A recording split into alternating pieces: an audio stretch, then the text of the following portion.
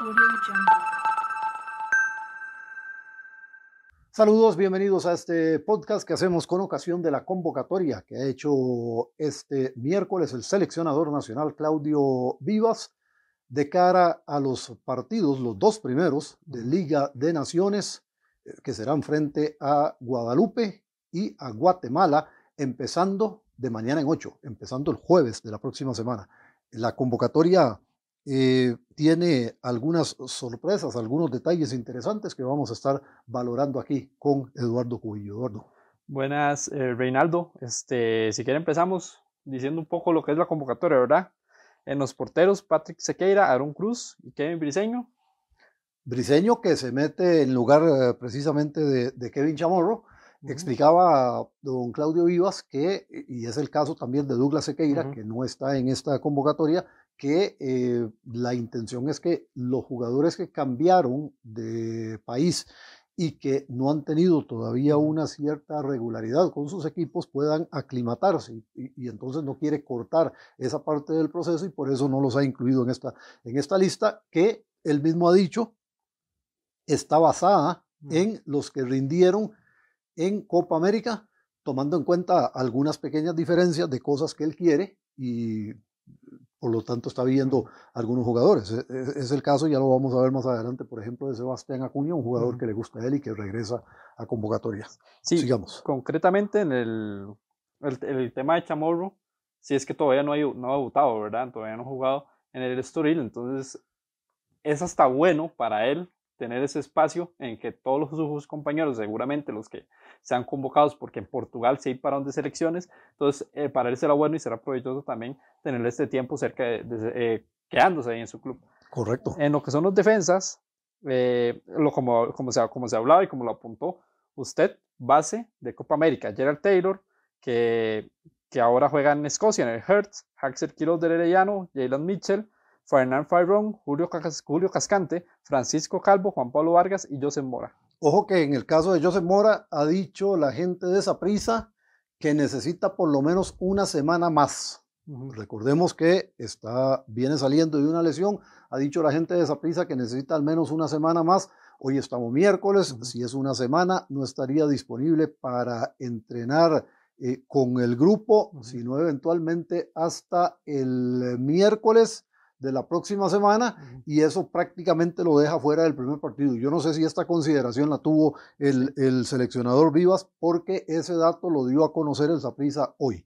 Sí, a mí me llama la atención el tema de Jalen Mitchell considerando lo que se habló con el tema de Douglas Sequeira y con Kevin Chamorro, porque Jalen, si lo recuerdan, él llegó al Feyenoord, pero él venía cargando también una lesión de Copa América, una lesión pequeña, no algo muy grave, y solo ha podido estar en una convocatoria con su equipo en esta temporada, que recién inicia, pero me llama la atención que con él sí se le llamara de la selección para que volviera y que no se le diera ese espacio a Jalen también para quedarse en su club. Sí, y en el caso de los mediocampistas, ya decíamos lo de Sebastián Acuña, este jugador de San Carlos, que ya el señor Vivas en el periodo anterior, en que fue interino también, ya lo había convocado, es un jugador que le gusta mucho, y no olvidemos también que la confianza de un técnico es fundamental para muchos jugadores poder desenvolverse. Rashid Parkins se mete a la lista. Sorpresa. Ariel Lassiter, Brandon Aguilera, Alejandro Brand, Josimar Alcócer y Jefferson Brenes. Ojo que en el caso de Alcócer, más bien en el caso de Jefferson Brenes, es el otro jugador que hay que verlo con cuidado. Hoy Brenes entrenó por separado. Recordemos que en el partido del fin de semana, en Campeonato Nacional, salió poquito antes de que terminara el juego con una molestia en una pierna y ha estado entrenando por separado.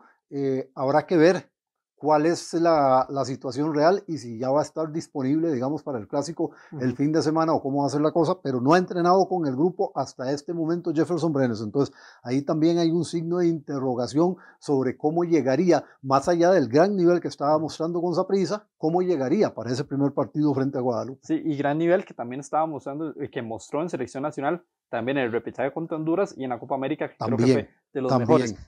Sí puntualizar. Y sobre todo tomando en cuenta que claramente en esta convocatoria, ya lo sabíamos, no podemos contar con Orlando Galo. Sí, lastimosamente por su lesión.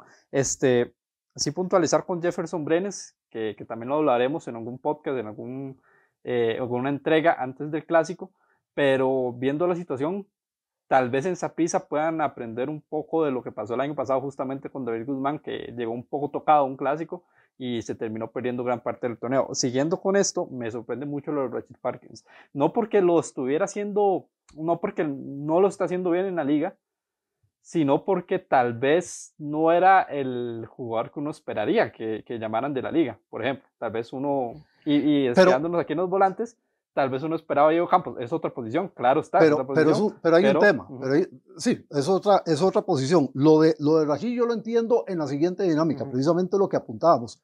Si hubiera estado Galo, probablemente no entra. Porque si uno ve los otros, son los que han estado, digamos, en el radar de selección. Sebastián Acuña yo no lo pongo en esa posición por lo que decía anteriormente de que al hombre le gusta cómo juega, cómo se desempeña y ya lo tuvo. Entonces, claro, el tema es quién iba a entrar, no digamos a sustituir a Galo, porque no lo va a y menos con lo que estaba jugando Galo antes de lesionarse. Claro. No lo van a sustituir, pero digamos a completar ese cupo. Y en este caso, yo entiendo por ahí lo de Parkins, que sí lo viene haciendo bastante bien con Liga Deportiva Alajuelense y que ha tenido, lo hemos apuntado también en leyendo el fútbol, mucha confianza por parte del técnico Alexandre Guimaraes. Prácticamente en todos los partidos ha jugado. Cierto que no todos como titular, pero prácticamente en todos los partidos de la liga ha tenido minutos. Sí, y concretamente contra el Firpo y contra Cartaginés, no solo aportó en lo que viene siendo su posición de 5, sino también con gol. Entonces eso también es muy importante y creo que es una de las características que Galo tiene. Tal vez por ahí lo menciona Claudio Vivas, que es una de las características que quiere suplir, que con Galo que no va a estar. Hay algo que sí quiero resaltar en este punto y es que en todos los nombres, como Rashid Parkins, como Sebastián Acuña, el mismo Alonso Martínez, Claudio Vivas demostró o ha demostrado que tiene muy estudiados a los jugadores de acá, a los jugadores que convoca, tanto en la famosa app que él tiene de jugadores ticos, que fue mostrando y que usted estuvo en la presentación de esta aplicación, como en vivo. En el seguimiento. Como en el seguimiento. Vamos a hablar de los delanteros, entre los cuales está precisamente Adrián Alonso Martínez. Él explicaba, don Claudio Vivas, en la conferencia de prensa, que cuando fueron a la Copa América, precisamente el equipo de Martínez, el New York City, coincidió en una de las sedes en las que estuvo la selección, y entonces él aprovechó para ir a ver ese partido. Dicho sea de paso, un partido en el que, si mal no recuerdo, Martínez marcó gol. Y no solo eso, Martínez está jugando de centro delantero en su equipo. Ya no está jugando por el costado como lo conocimos, como extremo, sino que está jugando de 9. Y Vivas reconoció que precisamente por esa información que tiene sobre el jugador, lo está pensando para esa posición, más allá de que sabe que puede jugar por fuera. Completan esa lista Manfred Ugalde, Joel Campbell, Kenneth Vargas, Álvaro Zamora, Warren Madrigal y Andy Rojas. Ojo, interesante lo de Kenneth Vargas también, por lo que había pasado con el seleccionador anterior, la carta que había publicado Kenneth después de la Copa América, en la que expresaba su malestar por no haber tenido minutos en ningún momento, y de hecho incluso haber ido a la grada en algún punto del torneo. Siempre reafirmó que estaba disponible para selección, nunca renunció a la selección, y ahora con el señor Vivas regresa. Ojo que también a Kenneth lo tuvo en su periodo anterior. Sí, y que ese tema de Kenneth, él lo decía que será algo que tendrán que hablar en el camerino ahora que vuelvan para competencia, y que no le gustaba que los jugadores recurrieran a las redes sociales para hacer sentir su malestar, como el caso de Kenneth Vargas después de la Copa América. Ahora Gustavo Alfaro, que era digamos al que iba ese mensaje, ya no está. Lo que pasa es que ahí también hay una cosa, ¿va? Hay que ver cuánta apertura tenía Gustavo Alfaro para que los jugadores se le acercaran y le hablaran, porque si el jugador tampoco tiene ese espacio para ir a conversar con el técnico, porque hay técnicos que dicen, bueno, Centeno es uno, que dice, hey, cuando juegan no me preguntan por qué, entonces ¿por qué les tengo que explicar por qué cuando no juegan? Entonces hay técnicos que tienen esa tesis. Yo no sé si era el caso del señor Alfaro, que habla mucho, pero no sé si habla tanto con los jugadores. Y concretamente con el tema de los delanteros centro, que vendrían a ser Manfred Ugalde y Alonso Martínez en esta convocatoria, destacar que vienen metiendo goles. O sea, Manfred Ugalde antes de la Copa América no venía anotando, después de la Copa América ya ha enlazado varios partidos con varios goles. Y Martínez viene encendidísimo. En su último partido acaba de meter 2 goles. Y un detalle con Martínez, porque no solo es que él ya no esté en la faceta de extremo, que lo puede hacer también, sino que como 9 ha mejorado un detalle que cuando lo veíamos en Alajuelense y cuando también lo vimos en sus momentos en el Lommel, es que ha mejorado mucho la definición, porque Martínez tenía muchas jugadas y si bien metió una buena cantidad de goles en sus últimos torneos en Alajuelense, fallaba mucho también. Entonces ahora creo que mejoró ese aspecto lo mejoró mucho. En los equipos donde entrenan, que no son los del fútbol de Costa Rica, porque nunca hay tiempo para entrenar con el calendario horroroso que se maneja aquí, en los equipos donde entrenan, esas cosas se practican y se mejoran. Entonces eso es importante. Detalles interesantes con respecto a esto. Los jugadores se concentran a partir del domingo por la noche, primera práctica el lunes. Los legionarios irán llegando en el transcurso de entre el sábado y el propio lunes, dependiendo de dónde vienen.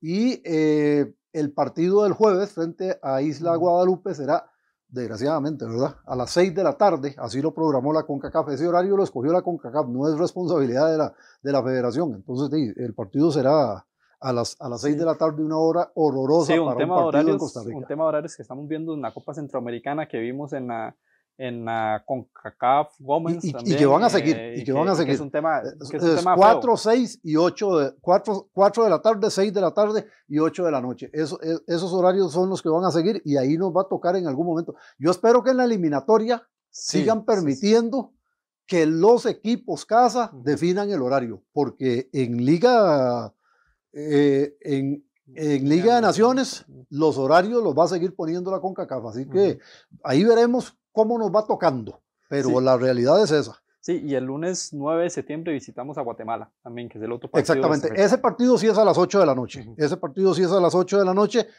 Para los que estuvieran pensando en la posibilidad de ir a Guatemala, allá dicen que ya no hay boletos, desde que los sacaron se vendieron todos. Habrá que ver si están en manos de la reventa, pero oficialmente no hay boletos para ese partido. Que ojo, el lunes, no es martes, ¿verdad? Lunes a las 8 de la noche. Otro par de detalles muy importantes en relación con esta convocatoria. Bueno, había que hacerle la pregunta a don Claudio Vivas, le hicieron la pregunta.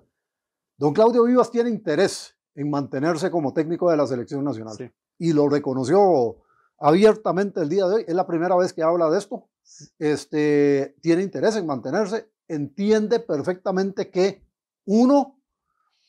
si él pasa a ser seleccionador, en definitiva, la federación igual tiene otro hueco porque tendría que sustituirlo como director de selecciones nacionales.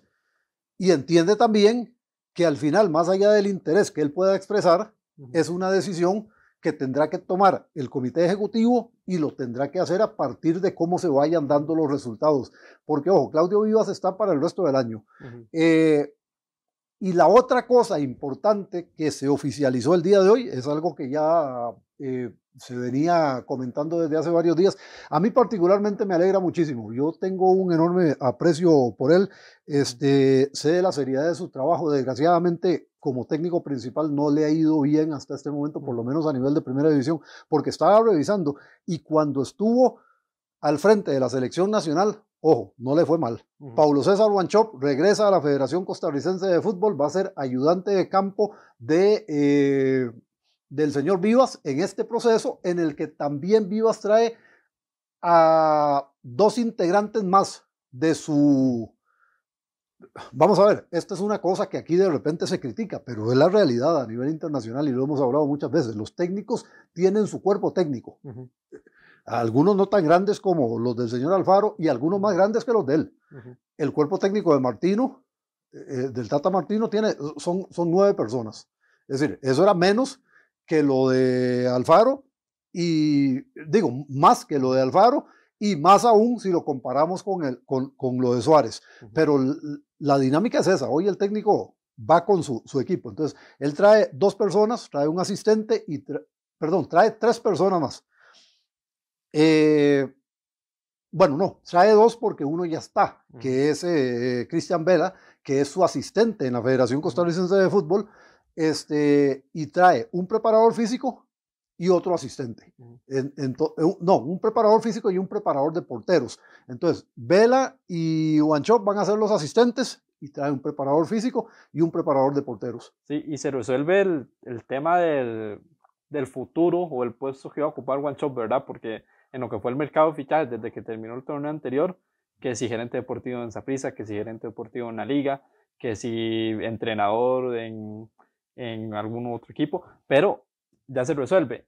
Creo que vuelve a donde ha sido, donde hemos visto su mejor versión en un banquillo, ¿verdad? Y que hay un tema, es que, a ver, yo siempre choco con pared en estas cosas porque yo tengo tesis muy particulares que de repente la gente no comparte, pero a ver, ya decía yo, los resultados que tenía Wanchope con la selección hace 9 años, cuando estuvo ahí al frente, después de la salida de Pinto, no eran malos, y el equipo jugaba bonito, el equipo jugaba muy bonito.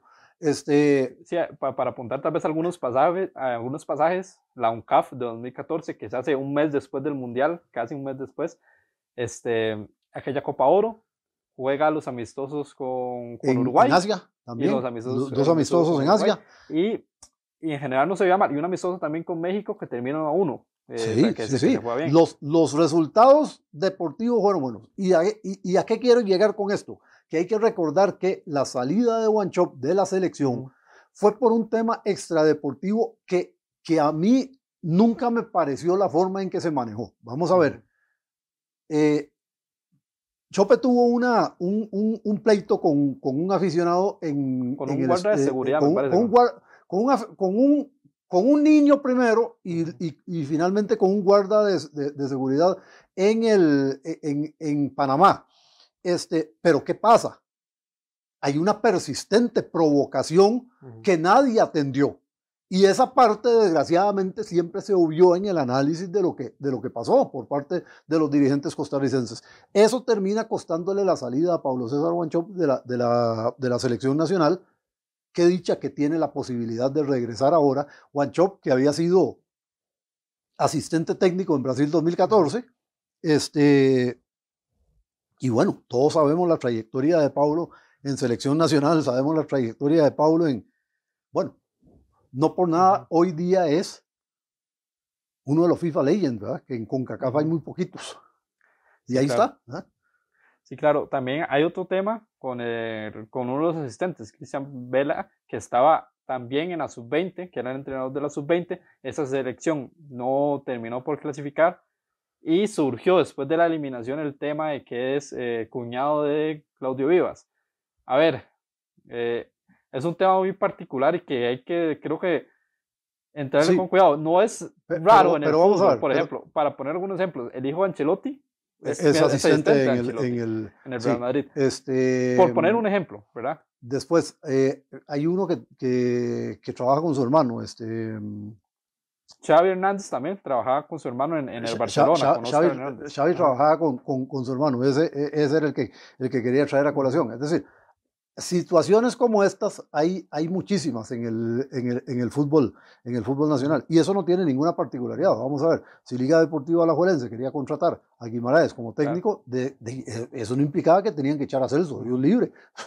Son cosas diferentes, por Dios. Entonces, y además, Guimaraes deja a Celso como capitán, pero es que llega al equipo y se lo encuentra como capitán, tampoco es que le da la cinta. Entonces digo, a veces es que en el fútbol se enredan las cosas porque la gente empieza a hacer que esto y que aquello y muy quisquillosa, y entonces nada se puede hacer.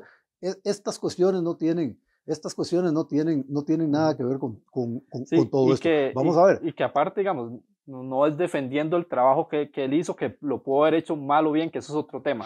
Aquí el tema es que es un hombre de confianza de pero Claudio además, Vivas a eso es voy. lo que él Es dirige. decir, es integrante de su cuerpo técnico, por eso lo trae. Pero además hay otra cosa muy interesante. Ellos empezaron a trabajar desde enero del año pasado. Entonces, venir con esa historia ahora sí, no tiene ni pie ni cabeza. Es decir, a la selección le fue mal, pero a la selección le fue mal, insisto yo, por lo que no están haciendo los clubes de la primera división en sus divisiones menores y lo que no está haciendo la UNAFUT en divisiones menores. Eso no tiene nada que ver con el hombre. Que dicho sea de paso, la app esta que tiene don Claudio, el que la montó fue Cristian Vela. Es decir, el que ejecutó el trabajo fue Cristian Vela, que además ejecutó otro trabajo también por encargo de don Claudio, que es bueno, esa sí es realmente una app que es precisamente sobre procesos de preparación en divisiones menores, para dársela a los equipos de la primera división. Desgraciadamente nadie la usa. Y entonces ya ahí arrancamos mal. Sí, y un tema para entrarle, creo que si Claudio Vivas quiere, yo siento que él se queda, para mí, como entrenador. Usted sabe que yo no sé, yo no sé, porque es que a la federación le ha costado mucho. A mí me gustó el trabajo que hizo don Carlos Watson. Yo le tengo un enorme aprecio a don Carlos. A mí me gustó el trabajo que él hizo. Pero en general a la federación le ha costado enormidades conseguir un director de selecciones que entienda de qué va el asunto. Y está claro que don Claudio lo entiende. Entonces, yo no sé. Es decir, sí, en este momento necesitamos un técnico de selección, pero el asunto es que también se ocupa el director de selecciones. Hay cosas que ya ha avanzado don Claudio y que por lo tanto se pueden aprovechar, pero ¿qué cosas estaríamos quitando? Porque la otra cosa es la siguiente, y esa fue una pregunta que yo le hice el día de su presentación allá en la primera semana de enero del año pasado, y me acuerdo perfectamente. Yo le dije, mire, don Claudio, el asunto es que aquí los directores de selecciones siempre han venido pensando en función de la selección mayor masculina. Y aquí hay selecciones masculinas de diferentes categorías, selecciones femeninas de distintas categorías, selecciones de fútbol sala y selecciones de fútbol playa. Y el hombre se volvió y me dijo, mire, a mí me nombraron director de selecciones. Empezaremos por lo más inmediato, que es la selección nacional. Bueno, vamos a ver, yo dije que empezó en enero del año pasado. Estaba pendiente el tema del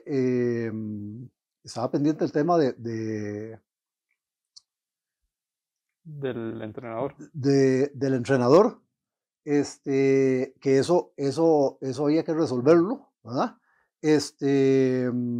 Y bueno, entonces él dijo, vamos, no, en ese momento todavía estaba Suárez, pero dijo, ok, vamos a ver.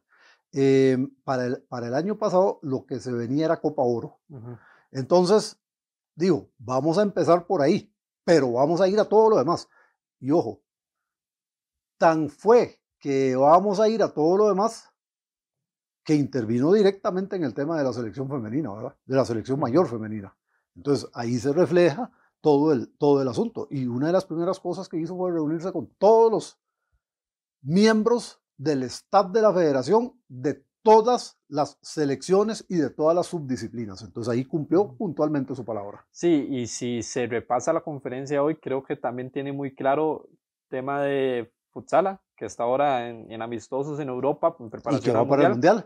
Y también el tema de la selección femenina sub-20 que mañana, hoy en la noche tienen una actividad de despedida, que esa va a ser privada con los familiares de las jugadoras, y mañana están saliendo para Colombia.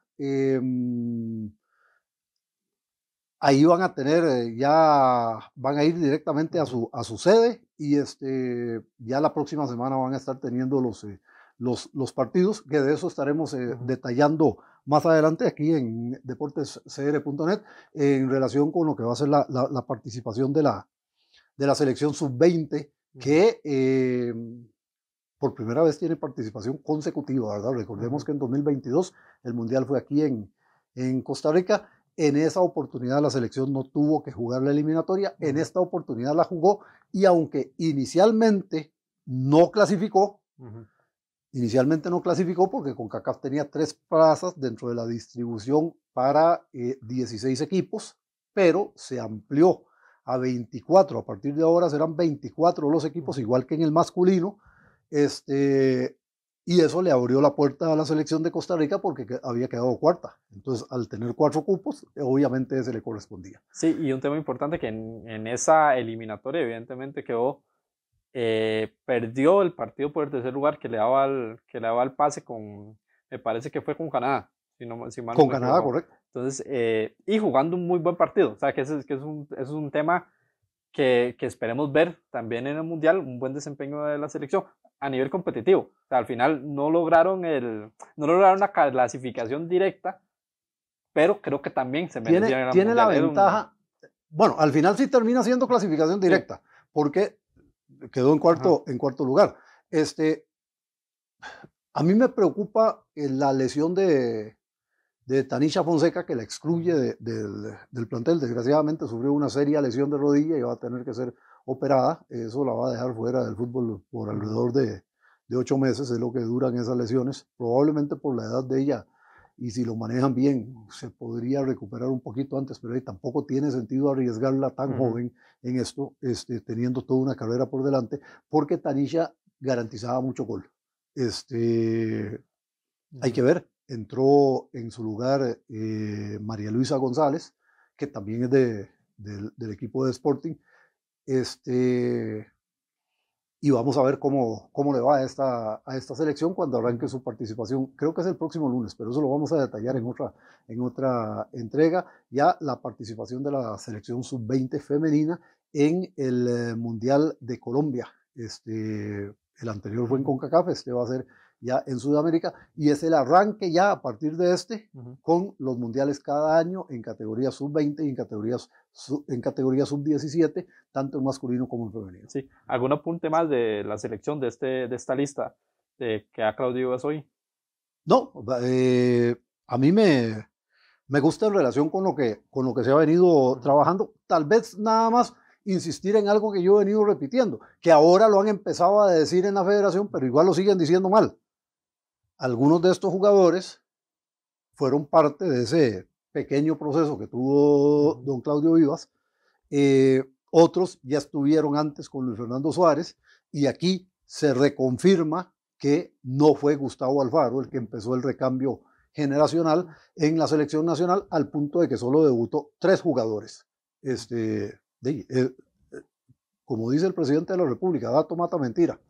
Eso es ciertísimo. No vamos a traer aquí el tema político porque eso nos daría para mucho más, pero ciertamente si uno revisa las alineaciones, si uno revisa las convocatorias, reafirma ese hecho de que el recambio lo empieza Luis Fernando Suárez y lo sigue Claudio Vivas. El otro vino a recoger prácticamente. Sí, hoy tenemos otro podcast dedicado exclusivamente al tema Copa Centroamericana, la Liga Deportiva Alajuelense, el partido de ayer, el partido de Herediano, que es hoy miércoles, y el partido de mañana, hablar un poco del partido de Saprissa también. Y por cierto, el próximo viernes, ya arrancando esta semana, vamos a seguir teniendo los días viernes leyendo el fútbol también, así que estén atentos a todos los contenidos que vamos a estar entregando. Vendrán un par de sorpresitas más todavía aquí en deportescr.net. Gracias a todos.